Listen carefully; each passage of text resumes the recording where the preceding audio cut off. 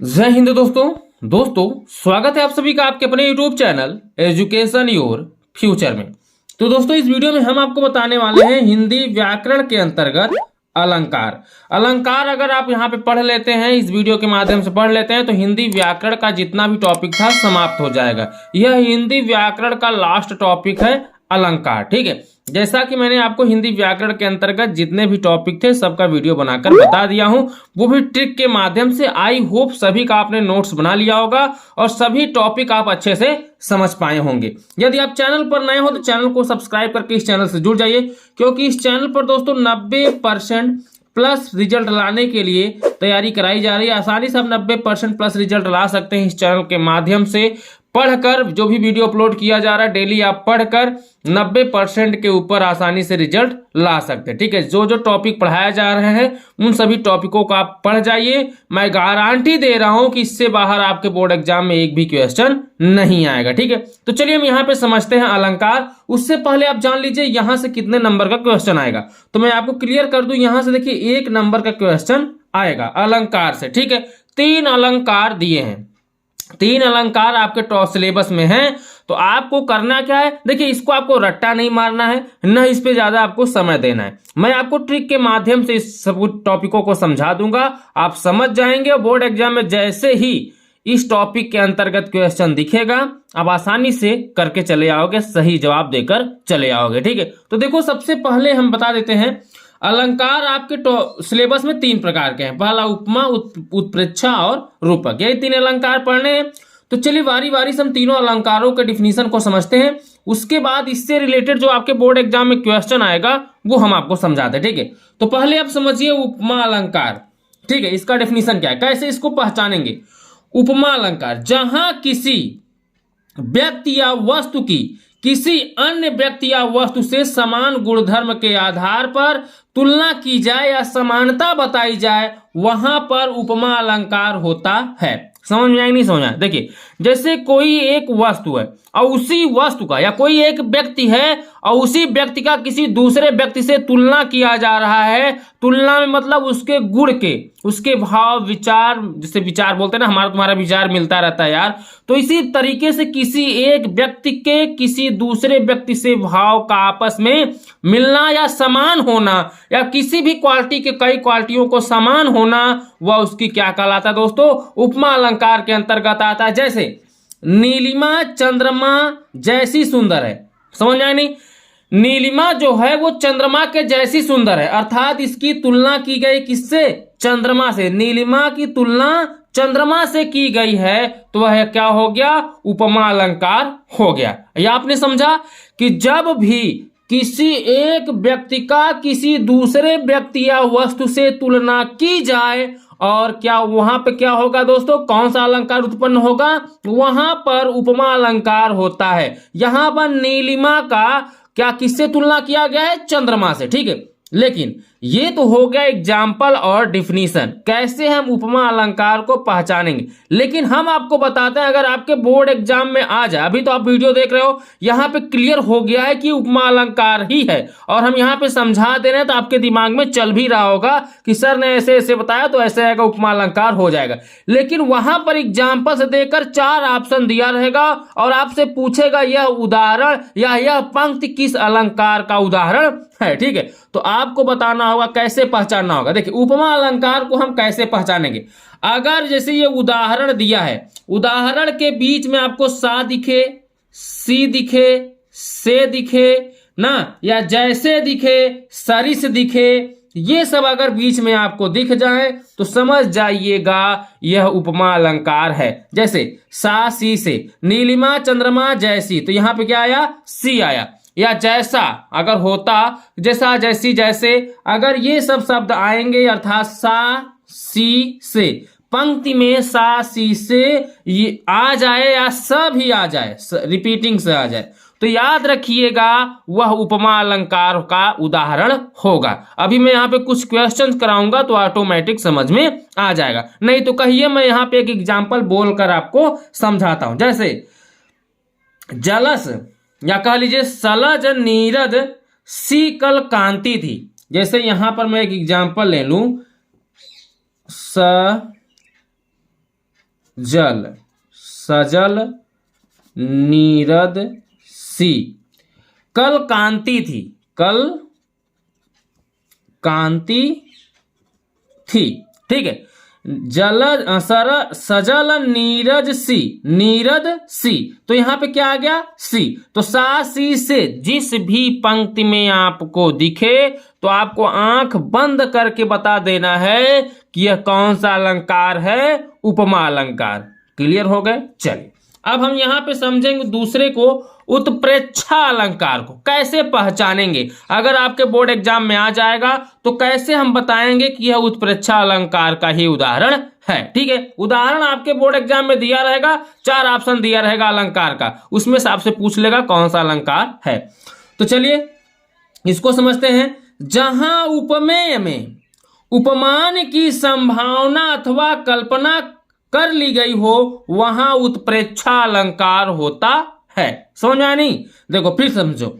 जहां उपमेय में उपमान की संभावना अथवा कल्पना कर ली गई हो वहां उत्प्रेक्षा अलंकार होता है। जैसे सोहत ओढ़े पीत पटु, श्याम सलोने गात, मनो नीलमणि शैल पर, आतपतु पर्यो प्रभात। तो हम यहाँ डिफिनीशन को न समझकर हम एग्जाम्पल्स के माध्यम से आपको एक ट्रिक देते हैं। अगर ये दिमाग में आपके ट्रिक धंसा रहेगा तो आसानी से यहां से अलंकार से रिलेटेड जो भी क्वेश्चन आएगा, यहां से संबंधित जो भी क्वेश्चन आएगा, आसानी से आप उत्तर दे पाओगे। देखो अगर मनो, जैसे आ गया यहाँ पे मनो, उत्प्रेक्षा अलंकार का उदाहरण आप कैसे पहचानेंगे कि उत्प्रेक्षा अलंकार का उदाहरण है। जैसे आ गया मनु या आ गया मानो, ठीक है। जैसे यहां पे आ गया मनो, मानु, मानो आ जाए, जैसे जानू आ जाए,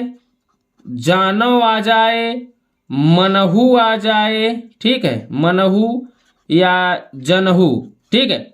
मानो, जानू, जानो, मनहु, जनहु। अगर ऐसे शब्द आ जाएं तो समझ लीजिए उत्प्रेक्षा अलंकार का उदाहरण है। कोई पंक्ति दिया गया है और उस पंक्ति में ऐसे शब्द आते हैं तो ये समझ लीजिएगा यह किसका उदाहरण है, उत्प्रेक्षा अलंकार का उदाहरण है। जैसे सोहत ओढ़े पीत पटु, श्याम सलोने गात, मनो नीलमणि शैल पर, आतप पर्यो प्रभात। तो मनो, मनो यहां पे आ गया तो किसका, देखिए मैंने बताया मनु मानो या मनो, ठीक है, आ जाए तो कौन सा अलंकार हो जाएगा, उत्प्रेक्षा अलंकार हो जाएगा। अभी इस पे मैं 1-2 क्वेश्चन कराऊंगा तो ऑटोमेटिक आपको समझ में आ जाएगा। मैंने आपको बताया यदि कोई पंक्ति दिया गया है और उस पंक्ति में सा सी से स दिख जाए या सरिस दिख जाए तो वह उपमा अलंकार होता है। और उत्प्रेक्षा अलंकार की अगर आपको पहचान करना है, यदि किसी पंक्ति में मनु मानो, जनु जानो, मनहु जनहु शब्द आया है तो वह समझ लीजिए उत्प्रेक्षा अलंकार है। क्लियर? अब 2 समझ गए तो तीसरे में क्या रखा है, 2 समझ गए, तीसरे को तो ऑटोमेटिक हम ऐसे ही समझा देते हैं। देखिए रूपक अलंकार, अब हम देखेंगे तीसरा क्या है, रूपक अलंकार। जहां गुण की अत्यंत समानता के कारण उपमेय में ही उपमान का अभेद, अभेद का मतलब कोई भिन्नता न दर्शाया गया हो, वहां आरोप कर दिया गया हो, वहां रूपक अलंकार होता है। समझ आए नहीं समझ आए? जहां पर कोई किसी एक व्यक्ति या वस्तु का किसी दूसरे व्यक्ति या वस्तु से कोई भेदभाव न किया गया हो वहां पर रूपक अलंकार होता है। जैसे चरण कमल बंदो हरि राई, क्या है दोस्तों, चरण कमल बंदो हरि राई, अर्थात यहां चरण में कमल का भेद न रखकर एक रूपता बताई गई है। ठीक है, इन दोनों की समानता बताई गई है, चरण और कमल का। तो याद रखिए इसको कैसे हम पहचानेंगे, अगर डैश बीच में आ जाए, 2 शब्दों के बीच में डैश आया रहेगा, ठीक है, इस तरीके का अगर चिन्ह आपको दिखेगा तो पहला तो यही क्लियर हो जाता है ये रूपक अलंकार है। ठीक है, पहले आप ये समझिएगा, अगर सा देख लीजिएगा जो भी पंक्ति दिया गया है उसमें सा सी से सरिस है या मनु मानो जनु जानो मनहु जनहु है, अगर ये सब नहीं है तो उन छोड़कर आप रूपक अलंकार को टिक कर दीजिएगा। ठीक है, तो यहाँ पे मैंने आपको तीनों अलंकारों के बारे में समझा दिया है, कैसे आप पहचानेंगे। अभी क्वेश्चन करेंगे तो जो भी सस्पेंस आपके माइंड में चल रहा होगा वह भी क्लियर हो जाएगा। तो चलो हम बढ़ते हैं नेक्स्ट क्वेश्चन की तरफ। और अभी तक आपने वीडियो को लाइक नहीं किया तो लाइक करके, और चैनल को सब्सक्राइब नहीं किया तो चैनल को सब्सक्राइब करके इस चैनल से जुड़ जाइए, और घर बैठे कम समय में बोर्ड एग्जाम की बेहतर तैयारी करके 90% के ऊपर रिजल्ट आप आसानी से ला सकते हैं, इसकी मैं गारंटी दे रहा हूं। लेकिन हाँ, जो मैं तैयारी कर रहा हूं उसको तैयार करना आपको पड़ेगा। ठीक है, तो चलो दोस्तों अब हम देख लेते हैं इससे रिलेटेड बोर्ड एग्जाम में पूछे जाने वाले क्वेश्चनों को। अब देखिए दोस्तों, क्वेश्चन नंबर फर्स्ट है, हरिमुख मनहु मयंक पंक्ति में अलंकार है। तो मैंने आपको क्या बताया कि आपके सिलेबस में अर्थात क्लास 10th के सिलेबस में 3 ही अलंकार आपको पढ़ने, उत्प्रेक्षा अलंकार, रूपक अलंकार, उपमा अलंकार। तो अनुप्रास तो है ही नहीं, तो अर्थात एक ऑप्शन तो आपका ऐसे ही गलत हो जा रहा है। अब मैंने आपको यह भी बताया था कि कैसे कोई पंक्ति दिया रहेगा तो उसको हम देखकर कैसे अलंकार को पहचानेंगे। तो मैंने आपको यह भी बताया था, अगर किसी अलंकार में किसी पंक्ति में क्या दिख जाए, हरिमुख मनहु, मनहु जनहु मानो मनु, मैंने आपको क्या बताया, अगर ऐसे शब्द दिख जाएं मनु मानो जनु जानो मनहु या जनहु, अगर ऐसे शब्द दिखते हैं तो वह किसका उदाहरण होता है, उत्प्रेक्षा अलंकार का। किसका उदाहरण होता है, उत्प्रेक्षा अलंकार का। ठीक है, अगर किसी पंक्ति में मनु मानो जनु जानो मनहु जनहु मनाओ ऐसे शब्द दिखेंगे तो वहां पे आप आंख बंद करके टिक कर दीजिएगा कि ये कौन सा अलंकार है, उत्प्रेक्षा अलंकार का उदाहरण अर्थात पंक्ति है। क्लियर, चलिए अब हम देखते हैं क्वेश्चन नंबर 2 को। हृदय सिंधु में उठता स्वर्गीण ज्वार देख चंद्रनान पंक्ति में अलंकार है। तो मैंने आपको बताया, अगर सा सी से स सरिस ये शब्द आए तो वो कौन सा अलंकार होता है, उपमा अलंकार होता है। और मनु मानो जनु जानो मनहु जनहु अगर शब्द आता है तो वह कौन सा अलंकार होता है, उत्प्रेक्षा अलंकार। इस पंक्ति में न सा सी से स दिया है, न सरिस दिया है, और न ही मनु मानो जनु जानो मनहु जनहु दिया है। तो कहने का मतलब यह कौन सा अलंकार हो जाएगा, अगर सा सी से स दिया होता तो उपमा अलंकार, सा सी से दिया नहीं है तो उपमा गलत हो गया। उसके बाद मनु मानो जन जानो मनहु जनहु दिया होता तो उत्प्रेक्षा अलंकार, लेकिन ऐसा शब्द इसमें दिया ही नहीं पंक्ति में, तो उत्प्रेक्षा भी क्या हो जाएगा, गलत हो जाएगा। और श्लेष अलंकार तो आपके सिलेबस में है ही नहीं, तो बच क्या रहा है, रूपक अलंकार, अर्थात इसका राइट आंसर हो जाएगा रूपक अलंकार। देखिए मैं आपको यहाँ पे एक ट्रिक देता चल रहा हूं, क्वेश्चनों को समझने के साथ साथ आप ट्रिक को समझते चलिए, इसी ट्रिक के अनुसार आपको क्वेश्चन करना है बोर्ड एग्जाम में। ठीक है, क्वेश्चन नंबर 3 है, सजल नीरद सी कल कांति थी। अभी मैंने इसके पहले समझाया, ठीक है, फिलहाल फिर से समझाता हूं कि सजल नीरद सी कल कांति थी पंक्ति में अलंकार है, उत्प्रेक्षा अलंकार, रूपक अलंकार, उपमा अलंकार, यमक अलंकार। तो आपको यहाँ पे सिर्फ क्या पढ़ना है, उपमा अलंकार पढ़ रहे हैं, रूपक पढ़ रहे हैं और उत्प्रेक्षा पढ़ रहे हैं। यमक तो आपके सिलेबस में है ही नहीं, तो एक ऑप्शन तो ऐसे ही गलत हो गया। अब 3 के बारे में सोचना है। तो मैंने आपको यह भी बताया था कि जिस पंक्ति में सा सी से दिखे वह कौन सा अलंकार होता है, उपमा अलंकार होता है। जिसमें सा सी से दिख गया अर्थात ये क्या हो गया, ये उपमा अलंकार हो जाएगा। क्लियर, मैंने आपको शुरू में ही समझा दिया था कि सा सी से ऐसे वर्ड अगर आपको दिख जाएं तो आप जान जाइएगा यह उपमा अलंकार का उदाहरण है। अब देखिए क्वेश्चन नंबर 4, हरि जननी मैं बालक तेरा पंक्ति में अलंकार है।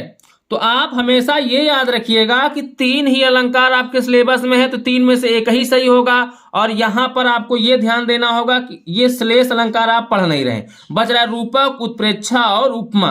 रूपक में क्या होता है, रूपक में अलंकार में हम क्या करते हैं, किसी दूसरे से तुलना करते हैं, उसमें भिन्नता नहीं दिखाते, ठीक है। लेकिन पंक्ति को पढ़कर हम अर्थ नहीं निकाल पाएंगे, इसलिए क्योंकि आप अर्थ तो निकाल नहीं पाते हो, पंक्ति पढ़ते हो, अर्थ निकालने में आपको कठिनाई होती है, तो इसलिए मैं अर्थ निकाल कर समझाने वाला तरीका नहीं बता रहा हूं, मैं आपको ट्रिक बता रहा हूं ताकि 1 सेकंड 2 सेकंड देखो तुरंत आंसर बता दो। तो आपको ये याद रखना है, हरि जननी मैं बालक तेरा, यहां पे अगर सा सी से आया होता तो क्या हो जाता, उपमा अलंकार हो जाता, लेकिन इसमें सा सी से नहीं आया तो उपमा भी गलत हो गया।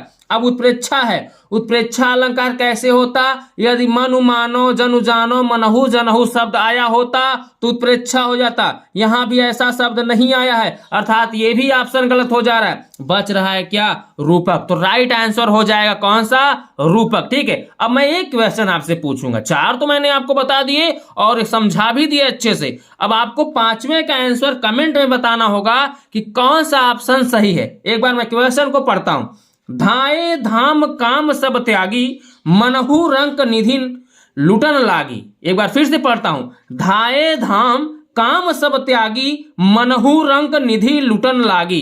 पंक्ति में अलंकार है, उत्प्रेक्षा है, रूपक है, उपमा है या अनुप्रास है। आपको कमेंट में बताना होगा कि इसका कौन सा ऑप्शन सही है। ठीक है, आप ध्यान पूर्वक पढ़िएगा, पंक्ति ही आपको बता रहा है कि कौन सा अलंकार यहां पर है। ठीक है, तो दोस्तों इस वीडियो में बस इतना ही। कैसा लगा है वीडियो पसंद आया तो वीडियो को आप लाइक करना मत भूलिएगा, और चैनल पर नए हो तो चैनल को सब्सक्राइब करना भी मत भूलिएगा, क्योंकि इस चैनल पर आपके सभी सब्जेक्टों की बोर्ड एग्जाम से रिलेटेड मोस्ट इंपॉर्टेंट क्वेश्चनों की तैयारी कराई जा रही है। अगर इस चैनल के माध्यम से आप तैयारी करते हैं तो मैं दावा देता हूं, गारंटी देता हूं कि आपका बोर्ड एग्जाम में 90% के ऊपर ही रिजल्ट बनेगा, उससे डाउन नहीं बनेगा। लेकिन हाँ, शर्तें एक हैं, जो मैं पढ़ा रहा हूं आपको अच्छे से तैयार करना है। आप बोर्ड एग्जाम जब दे के आइएगा ना तो पेपर मिलाइएगा कि जो सर ने पढ़ाया था कुछ मिल रहा है कि नहीं मिल रहा है। कुछ की बात छोड़ो, पूरा का पूरा क्वेश्चन मिलेगा, इसकी मैं गारंटी दे रहा हूं। ठीक है, अगर मैं जो पढ़ा रहा हूं सब आप पढ़ के जाएंगे तो। ठीक है, तो दोस्तों इस वीडियो में बस इतना ही, लेकिन 5वें क्वेश्चन का हमें आंसर चाहिए, कमेंट में जरूर बताइएगा। हम आपसे मिलते हैं अगले वीडियो में नेक्स्ट टॉपिक के साथ, तब तक के लिए बाय बाय, जय हिंद, जय भारत।